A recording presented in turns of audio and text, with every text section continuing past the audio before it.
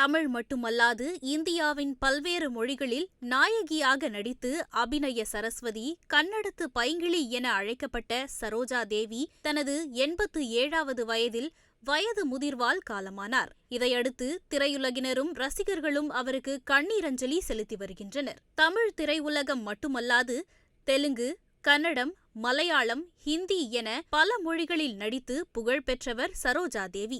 கன்னட படமான மகாகவி காளிதாஸ் படத்தில் அறிமுகமானார். தனது முதல் படத்திலேயே தேசிய விருதை வென்றவர் என்பது குறிப்பிடத்தக்கது.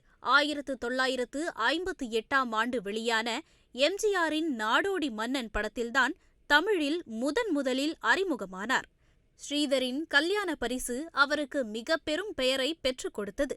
புரட்சித் தலைவர் எம்ஜிஆருடன் 26 படங்களிலும், நடிகர் திலகம் சிவாஜி கணேசனுடன் 22 படங்களிலும் அவர் நடித்துள்ளார். எம்ஜிஆர், சிவாஜி, ஜெமினி கணேசன் என பல முன்னணி நடிகர்களுடன் நடித்தார். குறிப்பாக அன்பேவா, ஆலயமணி, கல்யாண பரிசு, எங்க வீட்டு பிள்ளை என சரோஜா தேவி நடித்த அனைத்து படங்களும் பட்டி தொட்டி எங்கும் பிரபலமானது. கதை சொல்லும் கண்கள், உணர்ச்சி பொங்கும் முகம் என ரசிகர்கள் சரோஜா தேவியை தலையில் வைத்து கொண்டாடினர். ஒரே நேரத்தில் 30 படங்களில் நடித்தவர் சரோஜா தேவி.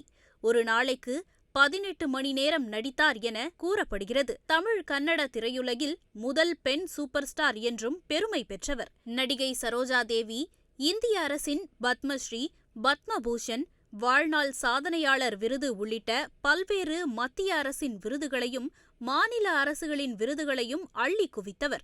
இதுவரை 200 படங்களுக்கு மேல் நடித்துள்ள சரோஜா தேவி கடைசியாக சூர்யாவின் ஆதவன் படத்தில் நடித்திருந்தார். சரோஜா தேவியின் கோபால் வசனமும் லவ் பேர்ட்ஸ் பாடலும் இன்றும் மக்கள் மத்தியில் பேசப்படும் ஒன்று என்றே கூறலாம். 60 ஆண்டுகளுக்கும் மேலாக தமிழ், கன்னடம், தெலுங்கு, மலையாளம், ஹிந்தி படங்களில் நடித்த அவர் பெங்களூருவில் குடும்பத்துடன் வசித்து வந்தார். கடந்த சில தினங்களாக வயது முதிர்வால் உடல்நலக் குறைவு காரணமாக அவதிப்பட்டு வந்த அவர் இன்று காலமானார். அவரது உடல் மருத்துவமனையில் இருந்து அவரது இல்லத்திற்கு எடுத்துச் செல்லப்படுகிறது.